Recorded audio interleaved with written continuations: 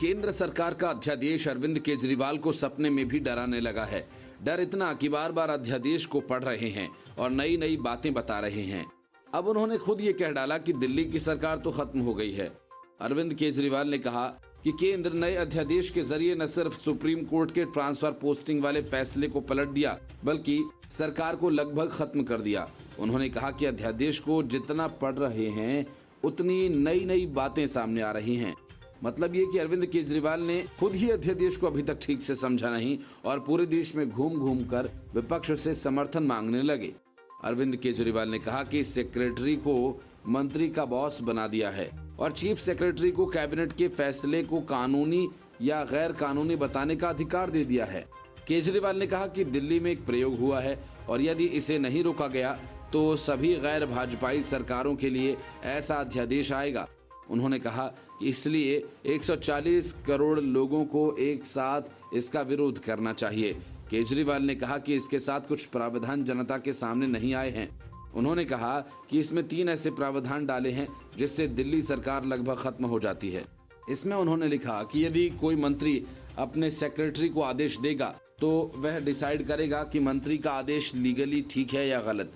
यदि सेक्रेटरी को लगता है कि मंत्री का आदेश लीगली ठीक नहीं है तो वह मंत्री का आदेश मानने से इनकार कर सकता है।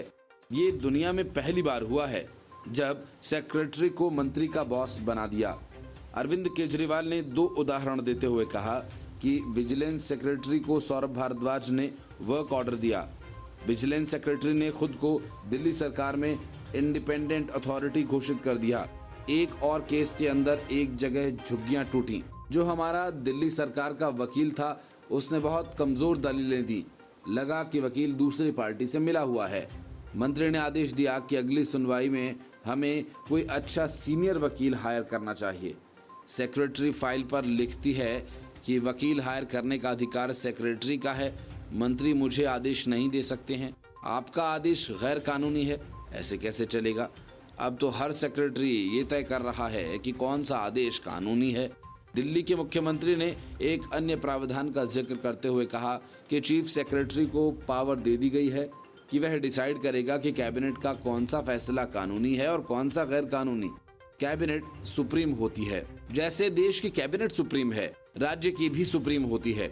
इसके अंदर पावर दे दी गई है कि चीफ सेक्रेटरी फैसला करेगा कि कैबिनेट का फैसला कानूनी है या गैर कानूनी। यदि उसे लगता है कि गैर कानूनी है तो वो एलजी को रेफर करेगा और एलजी को पावर दी गई है कि वह कैबिनेट के फैसले को पलट सकता है। आज तक कभी ऐसा नहीं हुआ। मंत्री के ऊपर सेक्रेटरी को बिठा दिया और कैबिनेट के ऊपर चीफ सेक्रेटरी को बिठा दिया। केजरीवाल ने कहा कि अब कमीशन और बोर्ड का गठन भी केंद्र सरकार करेगी। उन्होंने पूछा कि यदि ऐसा होगा तो दिल्ली सरकार क्या करेगी। उन्होंने कहा कि एक अन्य प्रावधान है कि दिल्ली सरकार में जितने कमीशन बोर्ड हैं उनका गठन केंद्र सरकार करेगी। दिल्ली जल बोर्ड का गठन अब केंद्र सरकार करेगी तो वह चलाएंगे water sector. Delhi transport corporation का गठन केंद्र सरकार करेगी तो वही चलाएंगे ट्रांसपोर्ट सेक्टर। 50 से ज्यादा कमीशन का गठन केंद्र सरकार करेगी तो दिल्ली सरकार क्या करेगी? चुनाव क्यों कराते हो? ये बहुत ही खतरनाक अध्यादेश है। हम जितना पढ़ रहे हैं कि जितना इसके अंदर जा रहे हैं उतना लग रहा है कि ये बहुत गलत नीयत से बनाया गया है। Bureau report, news of India.